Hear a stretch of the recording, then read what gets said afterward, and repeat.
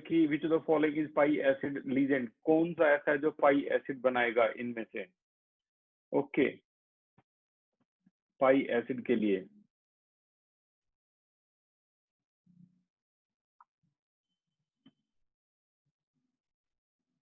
Okay, Anjali बताइए answer क्या होगा। CO। CO is correct answer, ये पाई एसिड बनाएगा। और पाई से याद आ गया, आज की क्लास में जो मैंने आपके पास सेंड किया है ग्रुप में, वो क्वेश्चन पाई से रिलेटेड है। पाई एसिड मतलब पाई का कॉम्प्लेक्स है, तो वो क्यों बनाता है पाई कॉम्प्लेक्स, जो इसका जो एक्यूरेट आंसर है वो आपके पास भेज दिया है। ठीक है, जो एक्यूरेट आंसर है उसमें एक चीज बहुत खास है जो मैं आपको दिखाना चाहूंगा। यहाँ पर एक क्वेश्चन ही खास है, ये देखो यहाँ पर जो पाई फॉर्मेशन हो रही है वो कॉम्प्लेक्स में कौन बना रहा है। आंसर मेटल इलेक्ट्रॉन दे रहा है सीओ को। तो सीओ कहाँ इलेक्ट्रॉन लेगा भाई, पाई स्टार ऑर्बिटल में इलेक्ट्रॉन को एक्सेप्ट कर लेगा। किसके इलेक्ट्रॉन, इसके मेटल के। यहाँ मेटल के इलेक्ट्रॉन को T2G इलेक्ट्रॉन भी बोला गया है या T2G की सिमेट्री बोला गया है। तो जो आपके पास आंसर आया है वो परफेक्ट आंसर है, ठीक है ना। बाकी जो आंसर है वो सिर्फ यही बोल रहे हैं कि मेटल के पास एम्प्टी ऑर्बिटल होता है इसलिए पाई कॉम्प्लेक्स बनाता है। भाई मेटल के पास एम्प्टी ऑर्बिटल होता है, ठीक है, ये बात सच है, लेकिन ये फिर सिग्मा कॉम्प्लेक्स बनाएगा उसके साथ, ठीक है ना। वो इसीलिए बोल रहे हैं, कई बुक में ऐसा भी जिक्र है कि मेटल इलेक्ट्रॉन एक्सेप्ट कर रहा है इसलिए पाई कॉम्प्लेक्स बना रहा है। वो इसीलिए बोल रहे हैं क्योंकि सीओ जो इलेक्ट्रॉन इसको दे रहा है वो कहाँ से गए हैं, वो पाई ऑर्बिटल से जा रहे हैं, ठीक है ना। अगर कॉन्फिगरेशन करोगे तो आउटर मोस्ट इलेक्ट्रॉन पाई में मिलेंगे आपको, और पाई स्टार बिल्कुल खाली मिलेगा आपको, ठीक है। तो जो मैंने आपके पास कुल मिला के आंसर भेजा है, कमाल का आंसर है, इसको छोड़ना मत, इसको प्रॉपर नोट कर लेना, ठीक है। अब सारे के सारे क्वेश्चन खत्म ही हो गए हैं, स्टार्ट करते हैं अगले क्वेश्चन से, ठीक है। तो अगला क्वेश्चन हमारा है नंबर 2। ये हम नीट और मेंस के क्वेश्चन कर रहे हैं यहाँ पे। Which of the following shall form an octahedral complex. नया चैप्टर बहुत जल्दी स्टार्ट हो जाएगा, ठीक है ना। तो हम नए चैप्टर जो कि कल से स्टार्ट है, ऑर्गेनिक केमिस्ट्री का पहला चैप्टर करेंगे हम, नंबर 10। तो एक नया रजिस्टर आपको बनाना है, उस रजिस्टर का नाम ही ऑर्गेनिक केमिस्ट्री होगा, ठीक है ना। हम एक नया रजिस्टर फॉर्म करना, इनमें अगर आपने मिक्सअप कर दिया तो सारा खेल बिगड़ जाएगा। तो सबसे पहले जो क्वेश्चन है हमारे पास आज का वो है सेकंड, जो the following shall form an octahedral complex. कौन कौन बना सकता है, सोचने वाली बात है। D8, D8 का मतलब है हाई स्पिन, का मतलब है सारे अनपेयर इलेक्ट्रॉन है। हाई स्पिन का मतलब है सॉरी, D8 और हाई स्पिन का मतलब है स्ट्रॉन्ग लीजेंड है। अब D में 8 इलेक्ट्रॉन है और स्ट्रॉन्ग लीजेंड है, तो यार तुम खुद ही सोचो, ये D में अगर 8 इलेक्ट्रॉन हो गए, 1 2 3 4, तो यहाँ 1 2 3 4 5 6 7 8, और कौन है हाई स्पिन का मतलब होता है स्ट्रॉन्ग लीजेंड। स्ट्रॉन्ग लीजेंड है तो इसको पेयरिंग करवा देगा, और अगर इसने पेयरिंग करवा दी तो जो बनेगा वो क्या बनेगा, D एक ही रह गया यहाँ पर। तो D, अगर एक ही D रह गया 3D का, तो ये क्या DsP2 या DsP3 इस तरीके से बनाएगा। DsP2 एक अकेला 3D का D इलेक्ट्रॉन कुछ नहीं कर सकता। D में कितने होने चाहिए ऑक्टाहेड्रल के लिए, देखो दो ही कंडीशन होनी चाहिए, या तो D2sp3 इनर ऑर्बिटल कॉम्प्लेक्स, या sp3d2 outer orbital complex. Both are called octahedral complex, इन दोनों को बोलते हैं ऑक्टाहेड्रल कॉम्प्लेक्स, ठीक है। कुल मिला के वो सिर्फ ये पूछने की कोशिश कर रहा है कि आप ये बताओ कि इन दोनों में से, इन चारों में से कौन सा ऐसा है जो या तो D2sp3 बना दे या sp3d2 बना दे, ऐसा कौन सा है। कुल मिला के ये पूछने की कोशिश कर रहे हैं। तो रेज योर हैंड अगर आपको पता लग गया अब तक तो कौन सा ऐसा है जो D2sp3 या sp3d2 बना देगा, ठीक है। बताइए मयंक, आपके हिसाब से। Sir D6। D6 ही ऐसा कर सकता है, देखो D4 भी नहीं कर सकता। कभी आप सोचो कि D4 कर देगा सॉरी, देखो D4 क्या क्यों नहीं कर सकता, क्योंकि D4 लो स्पिन है। लो स्पिन का मतलब क्या होता है, वीक फील्ड लीजेंड। लो spin weak field, high spin strong field. अब जो वीक फील्ड लीजन है तो वीक फील्ड लीजन देखो D4 आ गया, मान लो यहाँ D4 आ गया, D4 का मतलब है 4 इलेक्ट्रॉन आ गया पर 1 2 3 4, 1 2 3 4 4 इलेक्ट्रॉन आ गए।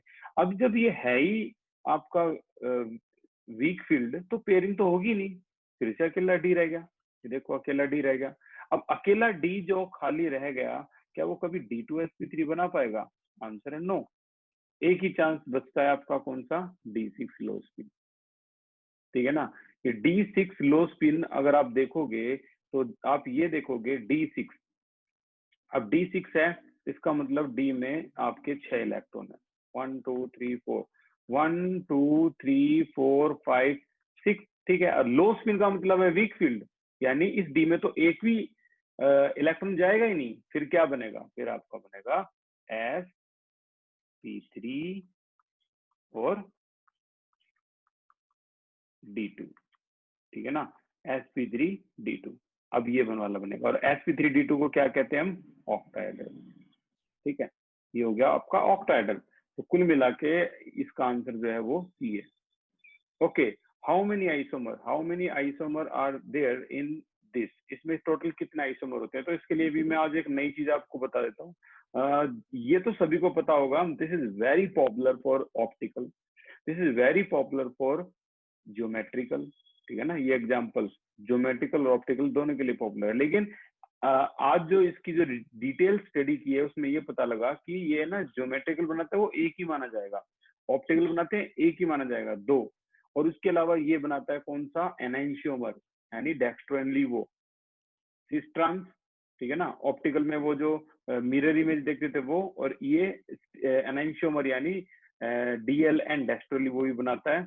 तो इसीलिए ये 3 तरह के आइसोमेरिज्म शो करता है। इससे पहले 4 तरह की बताई थी भाई, उसको अपडेट कर लेना, ये अपनी नॉलेज में ऐड कर लेना, कुछ खास चीज है। आज की जो क्लास है ना, ये जो नीट की क्लास होती है, बहुत कम बच्चे आते हैं यहाँ पे आज की क्लास लेने के लिए, जो नीट की, ठीक है ना।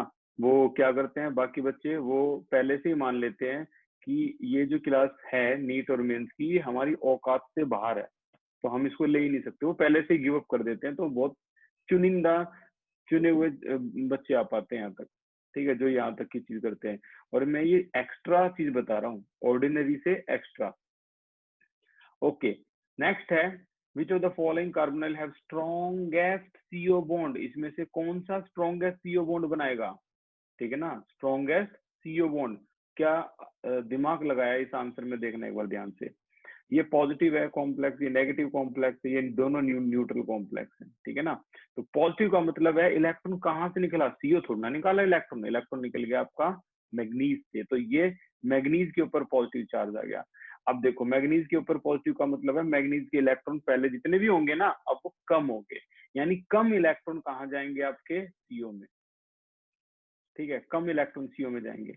अब कोई बता सकता है, दिमाग लगा के बताओ, जब कोई मेटल लीजेंड को इलेक्ट्रॉन देता है तो वो इलेक्ट्रॉन कहाँ जाते हैं? लीजेंड के सीओ के अंदर, तो स्पेशल सीओ में इलेक्ट्रॉन कहाँ जाएंगे? अगर मेटल इलेक्ट्रॉन को सीओ को दे भी दे तो वो इलेक्ट्रॉन कहाँ जाएंगे? रेज योर हैंड, सोच समझ के फैसला करना, वो इलेक्ट्रॉन कहाँ जाते हैं एक्चुअल में, ठीक है। विपिन आप बताइए। Sir anti bonding molecular orbital. Very good very good, अब मेरी बात ध्यान से सुनना, उसने बताया एंटी बॉन्डिंग मॉलिक्यूलर ऑर्बिटल यानी पाई स्टार में जाते हैं। सुनो सुनो मेरी बात ध्यान से। मान लो तुम्हें बॉन्ड ऑर्डर निकालना आता है अच्छी तरह से, ठीक है। बॉन्ड ऑर्डर क्या होता है? बॉन्ड ऑर्डर होता है half number of bonding minus number of anti bonding, ठीक है। अगर मैं सिर्फ और सिर्फ पाई की बात करूं तो इसके अंदर 14 इलेक्ट्रॉन है, you know very well, you know कि बाद में क्या हुआ था, बाद में कुछ ये हुआ था, pi 2p x equal pi 2p y, ठीक है। और उसके बाद क्या था? सिग्मा 2p जेड, ये सारे बॉन्डिंग के हैं। अब बाकी सभी की सभी क्या थे? Anti bonding, pi star 2p x, pi star 2p y, you know very well, ठीक है ना। 2 1 2 and sigma star 2p Z. तो मेरी बात ध्यान से सुनना, अब क्या होगा?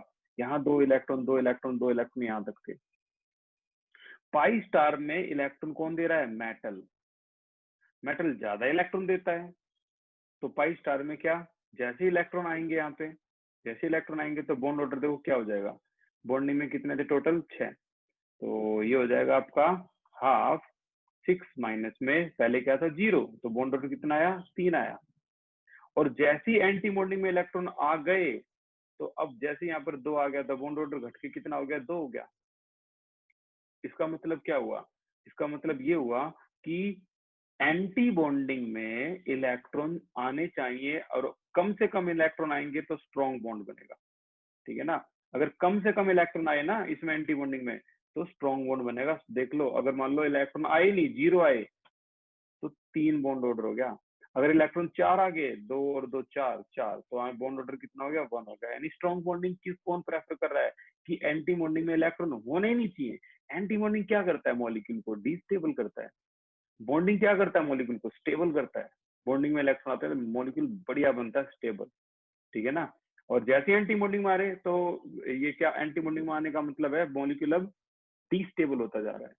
आपने देखा होगा, आपने ये भी चीज ऑब्जर्व की होगी, He2 molecule does not exist, Ne2 molecule does not exist, De2 molecule does not exist। क्यों एग्जिस्ट क्यों नहीं कर पा रहे बेचारे? क्योंकि इन सभी केसेस में अगर आप देखोगे तो जैसे hydrogen helium lithium, hydrogen helium 2 और 2 4, sigma 1s2, sigma star 1s2। अब आप बताओ बॉन्ड ऑर्डर क्या आ जाएगा इसका 0। Bonding minus anti bonding, bond order क्या आ गया आपका 2 - 2 0। क्यों आया 0? क्योंकि आपके बॉन्डिंग वाले एंटी बॉन्डिंग के बराबर हो गए, कभी नहीं होने चाहिए। अगर आपको स्ट्रॉन्ग बॉन्ड बनाना है तो बॉन्डिंग वाले मोर, एंटी बॉन्डिंग वाले लेस, ये होने चाहिए। अब देखो दोबारा कहानी की वहीं जड़ तक पहुंचते हैं। वो क्या कह रहा है, वो कह रहा है इनमें से कौन सा स्ट्रॉन्गेस्ट सीओ बॉन्ड बनाएगा। यार एक सीधी सी बात है, सीओ बॉन्ड का बॉन्ड ऑर्डर क्या होता है, आमतौर पर ट्रिपल होता है। आपको मैं बता दूं, इसका बॉन्ड ऑर्डर 3 होता है। अब जब यहाँ पर पॉजिटिव चार्ज किसके ऊपर है, मेटल के, मैग्नीज के ऊपर है। मैग्नीज के ऊपर पॉजिटिव चार्ज का मतलब है इलेक्ट्रॉन की कमी होना, और कमी होने का मतलब अब ये कम इलेक्ट्रॉन सीओ को देगा। जिसमें कम इलेक्ट्रॉन सीओ को देगा तो आप खुद बताओ सीओ कहाँ इलेक्ट्रॉन एक्सेप्ट करेगा, एंटी बॉन्डिंग। अब कम इलेक्ट्रॉन एंटी बॉन्डिंग में आ रहे हैं तो जाहिर सी बात है यार बॉन्ड तो स्ट्रॉन्ग बनेगा ही बनेगा। इसलिए करेक्ट आंसर आपका ये है, पॉजिटिव चार्ज की वजह से ऐसा हुआ, और किसी में ऐसा होगा ही नहीं, ठीक है। जहाँ कहीं भी अगर आप देखोगे चारों में से तो मेटल के पास इलेक्ट्रॉन्स की कमी जो हो रही है वो पॉजिटिव वजह से यहाँ हो रही है और कहीं नहीं हो रही, ठीक है। विच of the following species represent DsP2? ये तो बहुत आसान है यार, ये तो ये निकल का ही केस है, ठीक है ना। जो DsP2 बनाता है निकल SiO4 negative, very popular DsP2। और अगर मान लो यही मैं एक आपको बता दूं तो प्रैक्टिस इतनी ज्यादा होगी सभी की, सब परफेक्ट हो गए।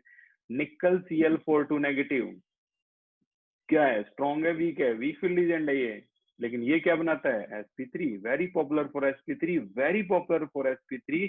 और let me introduce, sorry, dsp2 and let me introduce with very important component of nickel, this is nickel CO4।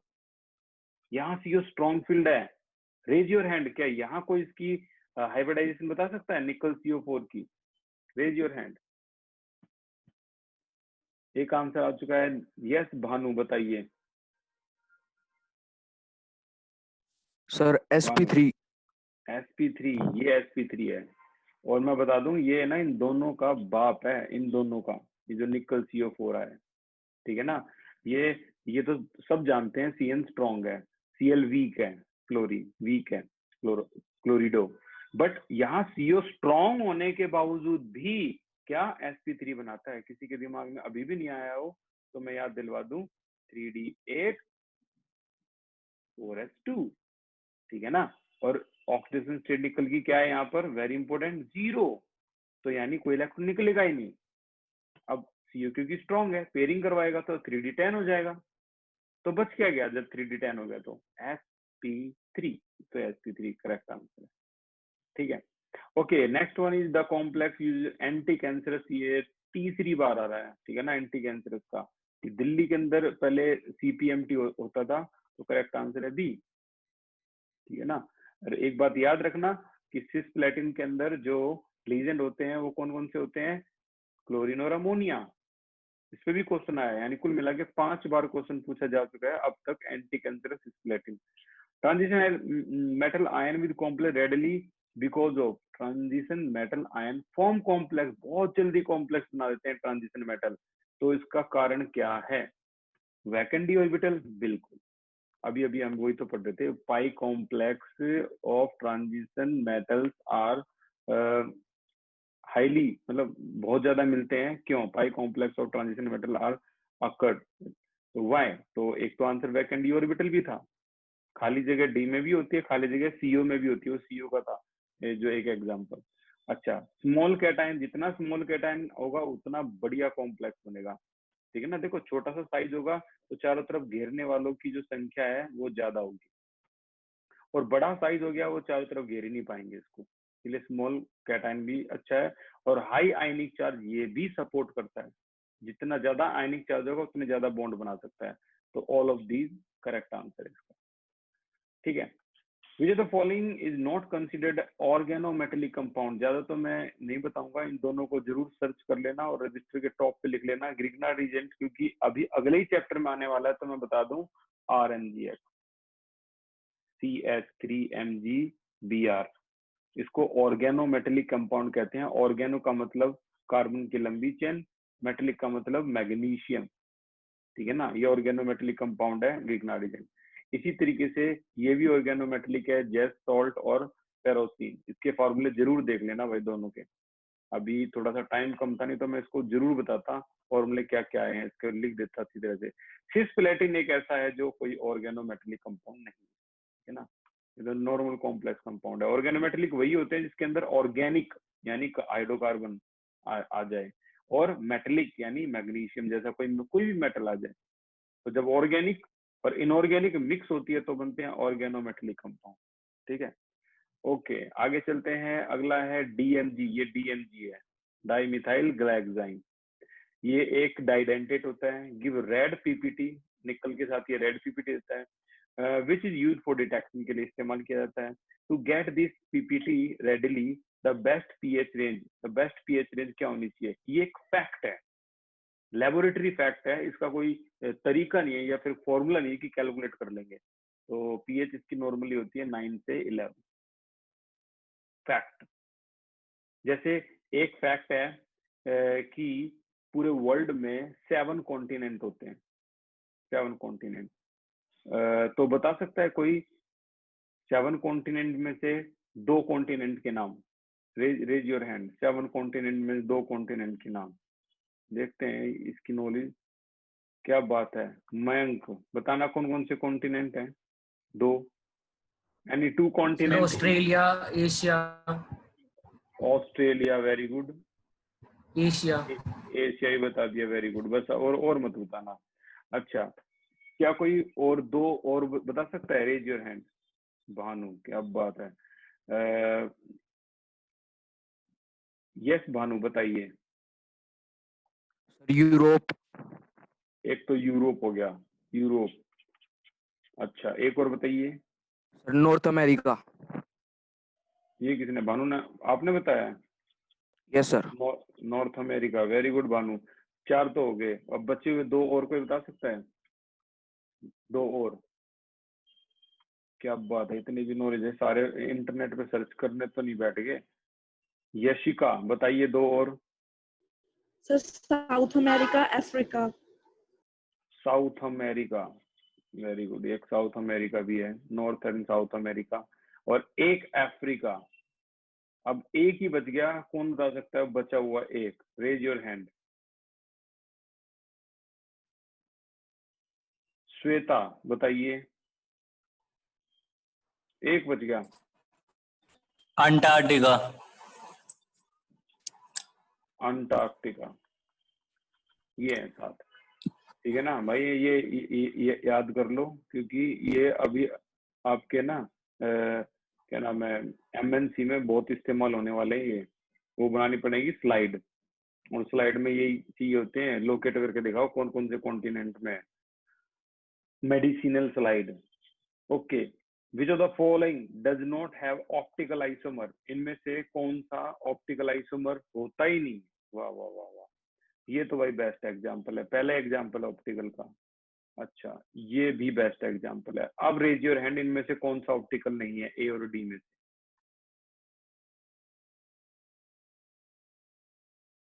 कुछ बताइए। सर ए नहीं है। ए नहीं है, वेरी गुड, ये करेक्ट आंसर भाई, ए नहीं है, ये भी इसका एक बेस्ट एग्जांपल है। ठीक है ना। ऑप्टिकल के तीन ही होते हैं, तीन आपके सामने हैं, बी, सी और डी। ऑप्टिकल में ये तीन ही पाए जाते हैं। ठीक है, और आगे चलते हैं। In which the following the incorrect statement बतानी है कि in this the ligand has satisfied to secondary valency. ये प्राइमरी और सेकेंडरी वैलेंसी भाई कर लियो, बहुत आसान है ये, मैंने इसलिए इस पे निशान लगाया, होमवर्क। प्राइमरी वैलेंसी रट्टा मार लो, क्या होती है प्राइमरी वैलेंसी? प्राइमरी वैलेंसी को बोलते हैं ऑक्सीडेशन स्टेट, और सेकेंडरी वैलेंसी को क्या बोलते हैं? Coordination number. अभी डीएवी का एग्जाम हुआ था तो कई बच्चों ने पूछा था कि सर इसके बारे में और बता दो कि डी जनरेसी किसे कहते हैं? डी जनरेसी, स्ट्रॉन्ग फील्ड और वीक फील्ड आने की वजह से डीजनरेसी ब्रेक हो जाती है। डीजनरेसी कुछ नहीं होती, डीजनरेट ऑर्बिटल को कहते हैं डीजनरेसी। जिन जिन ऑर्बिटल की सभी एनर्जी क्या होती है? Same, degenerate orbital. Orbital having same energy, degenerate orbital. लेकिन आपने देखा होगा क्रिस्टल फील्ड थ्योरी में यही ऑर्बिटल, इसको लिखते हैं डीजनरेट ऑर्बिटल को, क्या करते हैं? या तो कोई स्ट्रॉन्ग फील्ड आ जाए या कोई वीक फील्ड आ जाए तो ये टूट जाता है, टूट जाता है भाई, सुनो ध्यान से, ऐसे टूटता है ये, ऊपर 2 आगे और नीचे कितने आगे? 1 2 3 आगे। अब क्या ये डीजनरेट ऑर्बिटल रहे हैं? नहीं, एनर्जी ऐसे ऊपर जाती है तो इसकी एनर्जी कम है, इसकी एनर्जी ज्यादा है। T2G की एनर्जी कम है, EG की एनर्जी ज्यादा है, तो ये डीजनरेट ऑर्बिटल नहीं रहे। इन तीन की एनर्जी सेम है और इन दो की एनर्जी सेम है। पहले क्या थी? सभी एनर्जी सेम थी। तो डीएवी का जो क्वेश्चन था वो साफ साफ यही पूछ रहा था कि स्ट्रॉन्ग फील्ड आने से डीजनरेसी क्या होगी? आंसर है डीजनरेसी ब्रेक हो जाएगी, टूट जाएगी, अलग अलग एनर्जी हो जाएगी। अब यहाँ पर मैं एक आपको एक और गहराई की बात बता देता हूँ। जब ये चीजें टूटती हैं, स्प्लिट होती हैं, तो ना इनके बीच का जो गैप है, हालांकि मैं डायग्राम को थोड़ा और ऐसे बनाना चाहिए था, गैप है वो ऐसा होता है, नीचे का जो गैप है वो होता है आपका कितना? -2/5 डेल्टा ओ। हालांकि माइनस में नहीं लिख रहा है इसको, 2/5। ऊपर का क्या होता है? 3/5 डेल्टा, मतलब ये होता है डेल्टा ओ, डेल्टा ओ। ठीक है, 2/5 3/5। अब मेरी बात ध्यान से सुनना, क्योंकि एनर्जी यहाँ नीचे की तरफ डिक्रीजिंग में जा रही है, इसीलिए हम -2/5 को क्या बोल देते हैं? डिवाइड करना क्या आएगा? माइनस का 0.4, और x का मतलब है T2G में जितने भी इलेक्ट्रॉन है, प्लस में ऊपर वाले हिस्से को क्या बोल देते हैं? 5 से डिवाइड करो इसको, 0.6 y क्या है यहाँ पे? 0.6 y क्या है यहाँ पे?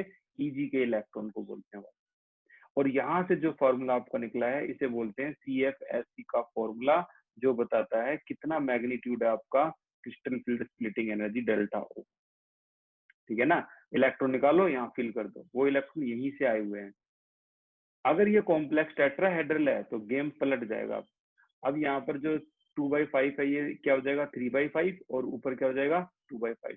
तो in case of octahedral, octahedral formula change हो जाएगा। यहाँ पे, यहाँ क्या हो जाएगा? प्लस का हो जाएगा आपका 0.6x, और यहाँ क्या हो जाएगा? माइनस का 0.4y, इस तरीके से। ठीक है, तो फॉर्मूला चेंज हो जाता है यहाँ पर माइनस का साइन, क्योंकि अभी हम ऑक्टाहेड्रल बोल रहा हूँ मैं इसको, टेट्राहेड्रल के लिए फॉर्मूला चेंज होता है। हालांकि 95% क्वेश्चन ऑक्टाहेड्रल के ही आएंगे, इसी के ही आएंगे, बार बार बार बार। ठीक है, इसको ध्यान रखना, ये जो वैल्यू आई है 0.4 वगैरह, वो इसकी वजह से आई है। ओके, और आगे चलते हैं हम, नंबर 12 में आगे हैं। विच of the following does not have metal carbon bond? किसके अंदर मेटल कार्बन बॉन्ड नहीं है? मेटल और कार्बन के बीच में बॉन्ड किसके अंदर नहीं है? Raise your hand. ABC आसान है इसलिए पूछ रहा हूँ मैं इसको, मैं तुम्हें पूछता नहीं इसको, ये आसान है। किसके अंदर मेटल कार्बन का बॉन्ड नहीं है? एक आंसर आ चुका है, यस यशिका बताइए। सर ए करेक्ट आंसर है यहाँ पे, वेरी गुड। देखो यहाँ मेटल प्लेटिनम इस कार्बन के साथ बॉन्डेड है तो मेटल कार्बन बॉन्ड हो गया।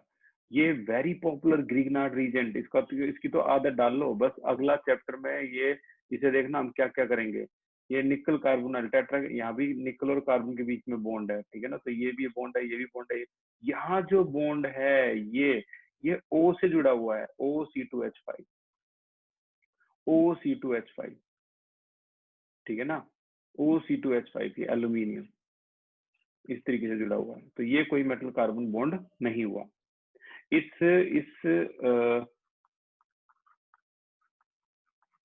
C2H5 इस फंक्शनल ग्रुप का नाम बताओ, रेज योर हैंड। जो तुम्हारे सामने फंक्शनल ग्रुप है, इस फंक्शनल ग्रुप का नाम बताओ। फंक्शनल ग्रुप, ऑर्गेनिक केमिस्ट्री, क्या बात है, 2 आंसर आगे। बताना कुछ। Sir ether. ये ईथर है, वेरी गुड, ये ईथर है। ठीक है, जो 2 चीजों के बीच में डिस्टिंग्विश कर गया वो खेल खत्म कर गया ऑर्गेनिक केमिस्ट्री का। क्या? एक तो ये ईथर और एक CH3 COOCH3 या C2H5। इस फंक्शन ग्रुप का कोई नाम बता सकता है? बताओ भाई। इसका तो बिल्कुल करेक्ट बताया उसने, ओ इस तरीके से। इसका कोई नाम बता सकता है ऊपर वाले का? Raise your hand. Functional group बताओ भाई। क्या बात है भानु, ये भी बता दिया, वाह। बताइए भानु, क्या है ये functional group? Sir ester. Very good, sweet smelling ester.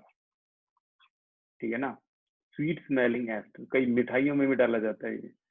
ठीक है, तो ये हो गया आपका ईथर, ये हो गया आपका एस्टर। और यहाँ पर मैं एक और इम्पोर्टेंट बात का खुलासा कर रहा हूँ, सुनना जरा ध्यान से। ऑक्जेलेट आयन के बारे में कई बच्चे पूछ रहे थे, स्ट्रॉन्ग है या वीक है। ऑक्जेलेट आयन जो कि होता है क्या? COO negative, COO negative. ठीक है, क्योंकि इसमें प्रेजेंट है कार्बन, तो भाई ये क्या होना चाहिए था? स्ट्रॉन्ग होना चाहिए था। और जबकि अगर कोई पूछे ये स्ट्रॉन्ग होता है या वीक होता है, तो आंसर इसका एक्यूरेट आता है बोथ। क्योंकि एक कॉम्प्लेक्स है जिसका नाम है कोबाल्ट ऑक्जेलेट का थ्राइस 3 नेगेटिव।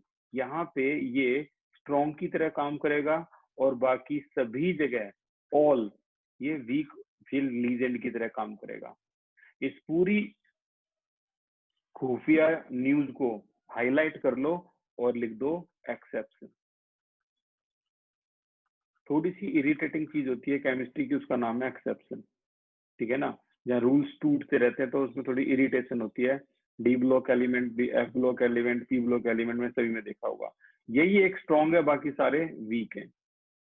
ठीक है, ठीक है, कोई क्वेश्चन पूछना चाहता है? यस श्वेता, पूछिए क्या कह रही भैया है। HCN भी तो क्या कहते हैं, वीक एंड स्ट्रॉन्ग दोनों होता है क्या? SCN नेगेटिव, SCN नेगेटिव के बारे में हम चर्चा करेंगे। ये हालांकि तुम्हारे इसमें तो आएगा नहीं, क्या नाम है, 12th में, लेकिन फिर भी हम इसके बारे में पूरी डिटेल में चर्चा करेंगे। SCN फिलहाल आज एक को तो लिख ही लो अच्छी तरह से, विद एक्सेप्शन। ठीक है, बहुत ही जल्दी हम SCN के बारे में भी, क्योंकि कुछ बच्चे इसके बारे में भी पूछ रहे थे, तो विद इंफॉर्मेशन चर्चा करेंगे इसकी, क्या है ये। एक और देखते हैं, डायमैग्नेटिक स्पीशीज जो है, इनमें से कौन सी डायमैग्नेटिक स्पीशीज है? का मतलब अनपेयर इलेक्ट्रॉन। यार ये तो बहुत आसान है, ये तो कर ही लियो डायमैग्नेटिक। अच्छा, लीजेंड इन एंटी कैंसरस, क्या बात है, अभी थोड़ी देर पहले डिस्कस किया है। कौन कौन से लीजेंड होते हैं? एक तो NH3 और ये। अच्छा, 15 क्वेश्चन में इसमें पूछा गया है कि मैग्नेटिक मूवमेंट क्या होगी, तो इसको भी आप घर पे कर लेना और बता देना कौन कौन सी मैग्नेटिक मूवमेंट है और क्या है। अनपेयर इलेक्ट्रॉन का खेल है। अगर मैं कहूंगा अनपेयर इलेक्ट्रॉन 1 आया है, तो आपका अनरूट में क्या हो जाएगा? N+2। 1 का मतलब है यहाँ पर क्या हो जाएगा? √3। √3 का मतलब 1.732। तो आपको ये कैलकुलेशन करके आंसर नहीं निकालने बैठ के। अनपेयर इलेक्ट्रॉन 1 और 2 से काम चल जाता है, यहाँ पर खेल खत्म। 2 अगर अनपेयर इलेक्ट्रॉन, तो आंसर क्या आएगा? 2 + 2 4 जा 8, यानी 2.82। ठीक है ना, बोहर मैग्नेटम। तो एक अनपेयर इलेक्ट्रॉन, 2 अनपेयर इलेक्ट्रॉन से ऐसे ऐसे काम 2 मिनट में आंसर आएंगे, तो आप आराम से इसको कर सकते हो। ठीक है, ये वाला जो क्वेश्चन है ये भी मैं होमवर्क के लिए दे रहा हूँ, आसान है, ट्राई करना। नहीं हुआ तो मैं बताऊंगा इसका क्या है। ठीक है, अच्छा 17 क्वेश्चन जो है वो है, विच of the following complex is absorb light. कौन इसमें से एब्जॉर्ब कर सकता है विजिबल लाइट को? इसका हिंट बताओ, तुम्हारे हिसाब से क्या खूबी होनी चाहिए जो वो एब्जॉर्ब कर लेगा लाइट को? रीजन बताइए। यस गोरक्स, बोलो क्या पूछ रहे थे आप? यस गोरक्स,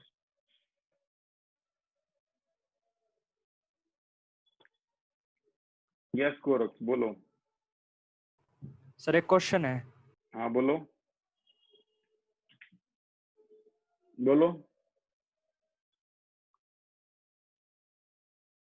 इसके अलावा और कोई रेज कर सकता है हैंड कि इसमें से कौन सा ऐसा है जो, yes Goraksh. Sir, water is a dash ligand. What is a Sir, water is a dash ligand. Weak field? Sir, okay, sir. मैंक, इस क्वेश्चन में हम किस तरह से हम पता कर सकते हैं कि ये विजिबल लाइट को एब्जॉर्ब करेगा या नहीं? तो जिनके पास अनपेड इलेक्ट्रॉन होंगे। वेरी गुड, बस खत्म कर दो इसको भाई। जिसके पास एक भी अनपेयर इलेक्ट्रॉन मिल गया ना तुम्हें, तो वो क्या हो जाएगा, वो एब्जॉर्ब कर सकता है लाइट को और हाई एनर्जी स्टेट में जाएगा, फिर वो लो एनर्जी स्टेट में आ जाएगा। ठीक है ना? तो जो भी जिसके पास भी अनपेयर इलेक्ट्रॉन, जैसे जिंक है, जिंक का दुनिया को पता है इसमें कोई अनपेयर इलेक्ट्रॉन नहीं होता। जिंक जी पे 2 यहाँ चार्ज भी है, क्या होता है जिंक? Argon 3d10 4s2। अब पीछे से 2 इलेक्ट्रॉन निकालोगे तो 0 आ गया ना, D10 में अनपेयर इलेक्ट्रॉन कहाँ है ही नहीं अनपेयर इलेक्ट्रॉन। इसी तरीके से हम टाइटेनियम में देखेंगे, इसमें देखेंगे, सभी में देख लोगे तुम्हें यही पता लगेगा, ना तो इसमें अनपेयर इलेक्ट्रॉन है, ना इसमें, और ना टाइटेनियम में। करेक्ट आंसर है क्रोमियम। यहाँ अनपेयर इलेक्ट्रॉन है आपकी, और वो अनपेयर क्या करेंगे, एब्जॉर्ब लाइट। तो लेवल कितना होता है देखो, सीबीएसई और कॉम्पिटेटिव एग्जाम का लेवल क्या होगा। सीबीएसई वाले पूछेंगे इसमें भाई बता दो कितने अनपेयर इलेक्ट्रॉन, कॉम्पिटेटिव एग्जाम वाले पूछेंगे बताओ इनमें से एब्जॉर्ब कौन कर सकता है लाइट को। यानी बात दोनों की सेम है, बस ये थोड़ा सा इसको इनडायरेक्टली पूछते हैं और कुछ नहीं है। अगला question, which the following pair complex have show optical isomerism, कौन कौन से शो करेंगे? ये तो साफ साफ दिख रहा है, चमक रहा है तो यहीं से, ये देखो, ये ऑप्टिकल और ये ऑप्टिकल, इसका सिस ऑप्टिकल। ठीक है, तो बी ऑप्शन करेक्ट है। 19 की तरफ जाए तो विच the following is an optical isomer, फिर से ऑप्टिकल आ गया। ठीक है, तो इसके लिए रेज योर हैंड, कौन सा आंसर होगा बताओ, 19 में से कौन सा ऑप्टिकल आइसोमर?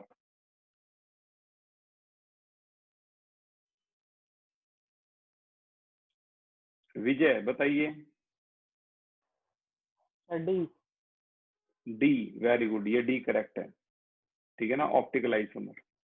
ये AFMC में आया था, army forced medical college.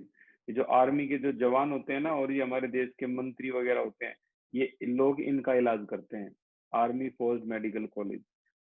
Okay, 20, which the following configuration have 0 CFSC, किसकी CFSC 0 है in both strong and weak ligand? ठीक है ना, तो अब देखो जिसके डी में पूरे 10 इलेक्ट्रॉन है तो उसका कुछ भी नहीं हो सकता। ठीक है ना, या फिर आप ऐसे कह लो 10 इलेक्ट्रॉन का मतलब क्या होता है, T2G 6 और EG आपके कितने 2, यही तो होता है, और क्या होता है स्ट्रॉन्ग और वीक में। अब आप आंसर निकाल लो, वही 0.4x और plus 0.6y, you will get answer 0। तो करेक्ट आंसर है D. Which the following has minimum value of delta O, same formula, ये पता लग जाए किसकी मिनिमम है। कैसे निकालोगे, क्रोमियम है तो क्रोमियम की ऑक्सीडेशन स्टेट 3 है यहाँ पे, तो अब इसमें जो भी इलेक्ट्रॉन आएंगे उसको फिल करना है इसके हिसाब से। जैसे CN स्ट्रॉन्ग है, स्ट्रॉन्ग फील्ड है, तो ये क्या करेगा, स्ट्रॉन्ग है तो इसमें हाई स्पिन और लो स्पिन स्ट्रॉन्ग है, तो ये जो गैप है वो क्या होता है, लार्ज होगा। लार्ज गैप है तो उसके हिसाब से T2G EG बना देंगे, नो प्रॉब्लम। ठीक है ना, क्रोमियम होता है कितना 24, एक्सेप्शन केस है ये 3D और 4s। 3D में कितने इलेक्ट्रॉन होते हैं क्रोमियम में भाई 5, इसमें 1, पीछे से 3 इलेक्ट्रॉन निकाल दो, 0 और 2, सॉरी 3, तो 3D3 आपका आ गया। और इसकी आप अगर ये बनाओगे T2G EG तो क्या बन जाएगी, T2G3 EG0, फॉर्मूले में रख दो, वैल्यू को पता लगती रहेगी इस तरीके से। तो आयन जो ऑक्सीडेशन नंबर के साथ लाने के बाद हमें इसकी T2G EG बनानी है।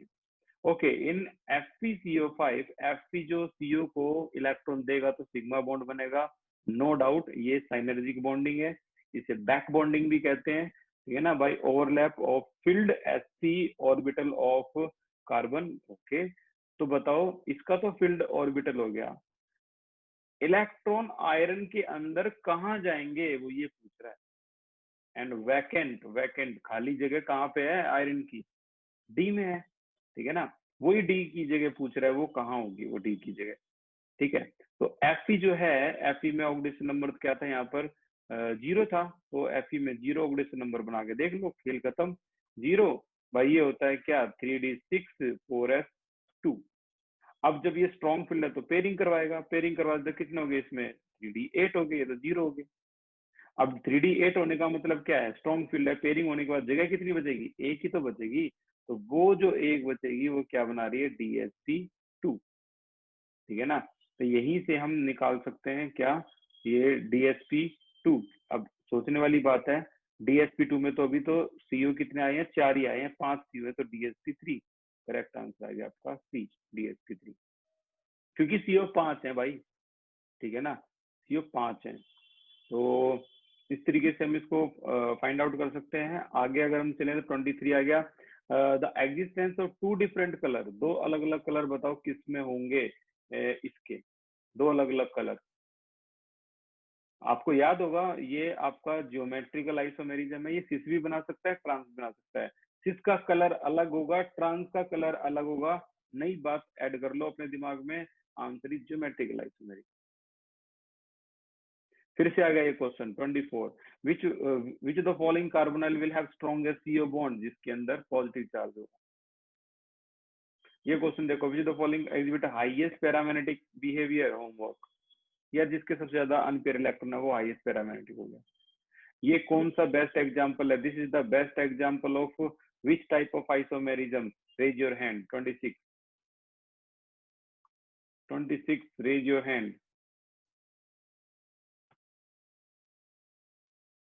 अंजलि बताइए। Coordination isomerism. कोऑर्डिनेशन आइसोमेरिज्म ये हो जाएगा आपका, बिल्कुल ठीक, क्योंकि कोऑर्डिनेट आइसोमेरिज्म दिख भी रहे हैं यहाँ पे।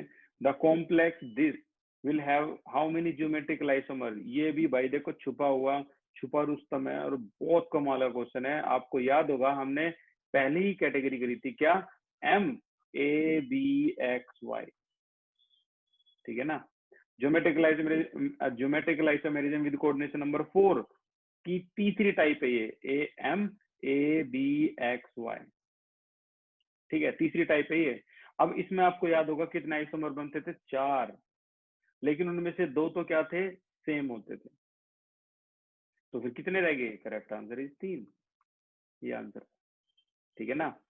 बनाने का तरीका ही बताया था। ये डाई स्टीरियो आइसोमर, एनाइसोमर और ये स्टीरियो आइसोमर, ये भाई आएंगे तुम्हारे फर्स्ट ईयर में, तो वहां कर लेना। हालांकि है तो ये भी आसान, जैसे इसके नंबर ऑफ आइसोमर बनाने हैं, कितने बनेंगे इसके आइसोमर, तो भाई इसके 12 आइसोमर बन सकते हैं।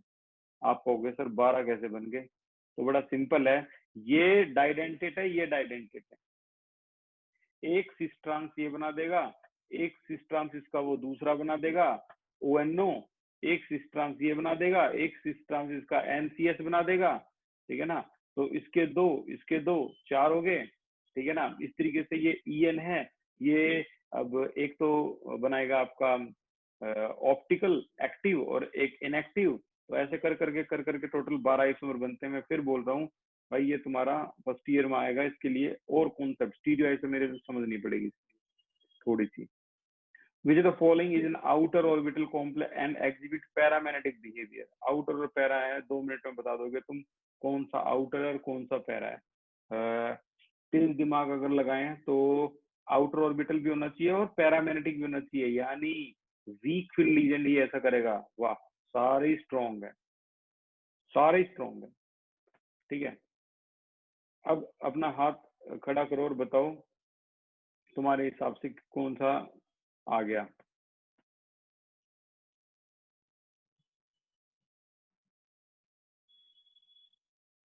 यस मैंक, आपके हिसाब से सर ए, क्योंकि ये निकल का वही एक्सेप्शन केस आ गया। निकल आपको पता है 3d8 होता है, तो भाई 3d8 और 4s2, पीछे से कितने इलेक्ट्रॉन निकालने हैं, 2, ऑक्सीडेशन नंबर निकाल दिया इसका, x + 0 = +2, इस तरीके से, ठीक है।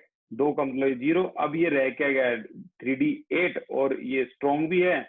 अब स्ट्रॉन्ग है तो आप सोचोगे कि पेयरिंग करवा देगा, 1 2 3 4 तो 1 2 3 4 5 6 7 8, अगर ये 8 कर दे और ये पेयरिंग भी कर दे तो यहाँ क्या DSP3D ये तो बनेगा नहीं ना, तो ये एक्सेप्शन केस है, यहाँ पर पेयरिंग नहीं होगी। आपका आंसर आएगा sp3d2। देखो ये अनपेयर इलेक्ट्रॉन है पैरामैग्नेटिक और ये आउटर में गया, हालांकि हमने अपने नोट्स में कर चुके हैं इसको, ठीक है। ओके, अगला है 31। इसमें से कौन सी आइसोमेरिज्म शो हो रही है? Raise your hand. कौन सी आइसोमेरिज्म शो हो रही है इसमें से?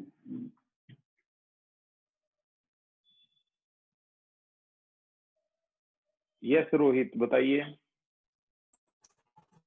आयोनाइजेशन। वेरी गुड, ये आयोनाइजेशन शो हो रही है इसमें, ठीक है ना। आयोनाइजेशन आइसोमेरिज्म शो करेगा क्योंकि साफ साफ दिख रहा है एक बार जो लीजेंड है वो क्या बन गया, काउंटरायन बन गया, एक बार काउंटरायन क्या बन गया, लीजेंड बन गया, इसीलिए। जो तो फॉलोइंग शो ऑप्टिकल आइसोमेरिज्म, ये रहा यार ऑप्टिकल का, तो ठीक है ना, थ्राइस, डाइडेंटेड का थ्राइस, ठीक है। विच द फॉलोइंग स्पिन ओनली, हाँ ये बात रहेगी थी, मैं बता दूं आपको मैग्नेटिक मूवमेंट का। अब थोड़े थोड़े जैसे फर्स्ट ईयर सेकंड ईयर में जाओगे तो वहां कोई भी नहीं बोलता मैग्नेटिक मूवमेंट, किसका मैग्नेटिक मूवमेंट ये है, वो बोलते हैं स्पिन ओनली। ये पूरा नाम होता है तो शॉर्ट में बोल देते हैं spin only. Spin only magnetic movement ये वही होता है √n+2। अब ना जो शार्प माइंडेड बच्चे होंगे ना, वो ये नहीं कि पहले अनपेयर इलेक्ट्रॉन निकालो, पहले इसकी वैल्यू निकालो, फिर इसकी वैल्यू निकालो अनपेयर इलेक्ट्रॉन की, फिर फॉर्मूले में रखो, ऐसा कोई नहीं करेगा भाई। मैं पहले बता रहा हूँ, ये सारा खेल है ना स्पीड का और इंटेलिजेंसी का है, ठीक है ना। तुम्हारे सामने एक बॉडी रखी हुई है, कटी हुई, अभी हाल ही में एक्सीडेंट हुआ है, ठीक है ना, और सर्जरी करने के लिए आपको बुलाया है, तो आपके पास सोचने के लिए ज्यादा टाइम नहीं होता, वहां पर मुश्किल से फैसला करना होता है आधे या पौने घंटे में, 45 मिनट में, कि अब डिसीजन क्या लेना है, ठीक है ना। वही एक लाइफ को सेव कर सकते हो। तो इसीलिए वो लोग इसी तरीके के एग्जाम कंडक्ट करवाते हैं, एप्टीट्यूड बिहेवियर वगैरह, पूरा नॉलेज चेक करने के लिए शार्प कितना है। मैं फिर से अपनी बात रिपीट करता हूँ, आपको बोहर मैग्नेटन दे रखा है ना, ये 2 मिनट में बता देता है एम्पेयर इलेक्ट्रॉन कितने चाहिए। बताना 2.8 टू कब आएगा, कितने एम्पेयर इलेक्ट्रॉन होने चाहिए, जो आपका आंसर ये आए अंडर रूट करके। यशिका बताइए।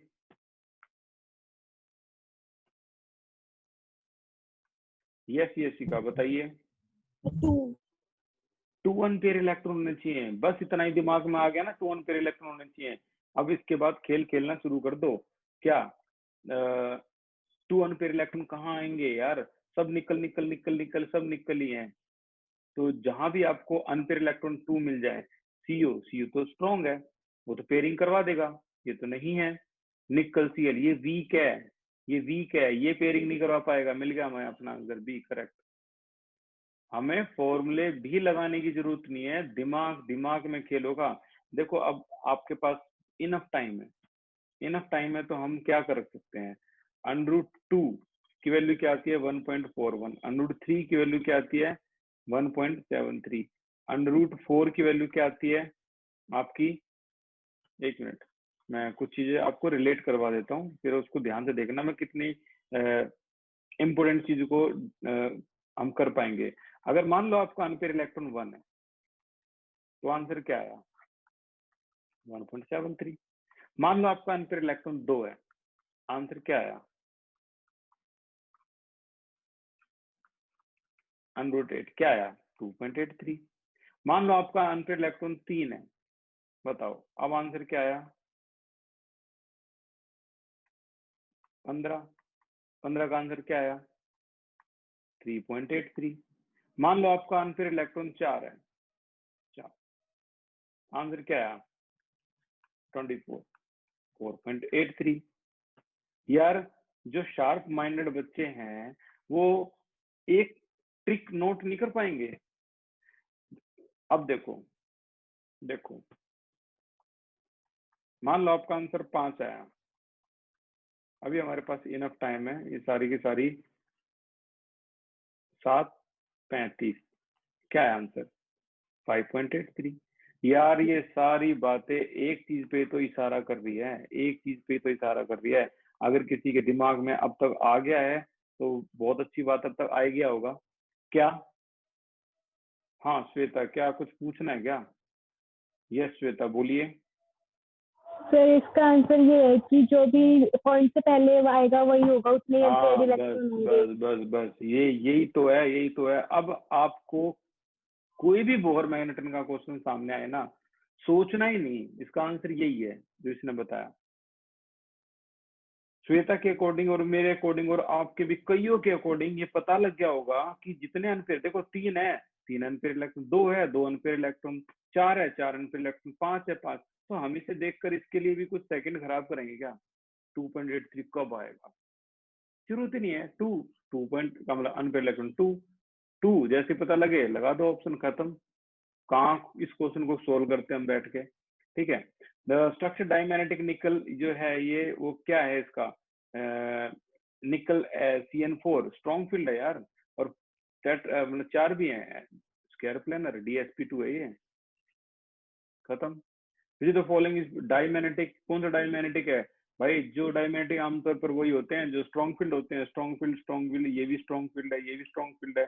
तो भाई निकल में कितने होते हैं? 3D8 होते हैं, 4s2 होते हैं, पीछे 2 इलेक्ट्रॉन निकाल दो, D8 होते हैं। और अगर ये पेयरिंग करवा देते हैं, आंसर DsP2 और सारे पेयर्ड है, तो डायमैग्नेटिक आपका पता लग गया, डी ऑप्शन इज करेक्ट। तो उम्मीद है कि आपका ना जो ये जो चैप्टर खत्म हुआ है ना अभी हाल ही में, कोऑर्डिनेशन कंपाउंड, आप सीबीएसई तो छोड़ो, वो तो बहुत छोटी चीज है। आप इसके क्वेश्चन किसी भी मेंस के एग्जाम में, किसी भी क्या नाम है नीट के एग्जाम में चुटकियों में कर दोगे सारे के सारे। और ना तकरीबन 10 या 12 ऐसी नई बातों का पता लगाया है जो सीबीएसई में है ही नहीं, कम से कम 12 ऐसी नई नई छोटी ट्रिक्स का पता लगाया मैं जो उसमें है ही नहीं।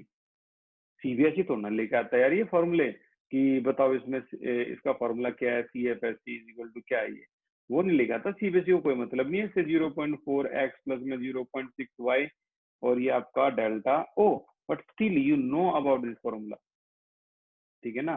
तो ये जो 12 नई बातों को पता लगा वो यहाँ से आप सारे क्वेश्चन अटेम्प्ट कर सकते हो। मिलते हैं नए चैप्टर में। ऑर्गेनिक केमिस्ट्री की एक रोमांचक दुनिया है और मैं आपको पूरा विश्वास दिलाता हूँ पूरी केमिस्ट्री में सबसे ज्यादा मजा जो आएगा ना वो 10, 11, 12, 13 में ही आएगा। सबसे ज्यादा मजेदार चैप्टर है ये, न्यूमेरिकल से भी ज्यादा मजा आता है इसमें, ठीक है ना। तो ये एक ऐसे चैप्टर है जहाँ दोनों चीजों का कॉम्बिनेशन होता है आपका, किसकी लर्निंग पावर अच्छी है यानी जो रट्टा मार सकता है, प्लस किसकी शार्प माइंड अच्छा है, शार्पनेस भी चाहिए और लर्निंग, इसीलिए तो इंटरेस्टिंग होता है। अब आपने चैप्टर नंबर पी ब्लॉक पढ़ा, उसमें क्या चाहिए? उसमें लर्निंग चाहिए ज्यादातर 80% या 50-50% का कॉम्बिनेशन है दोनों में, इसीलिए चैप्टर इंटरेस्टिंग है और मजा आने वाला है। तो स्टार्ट करते हैं कल से ही हम इस चैप्टर को।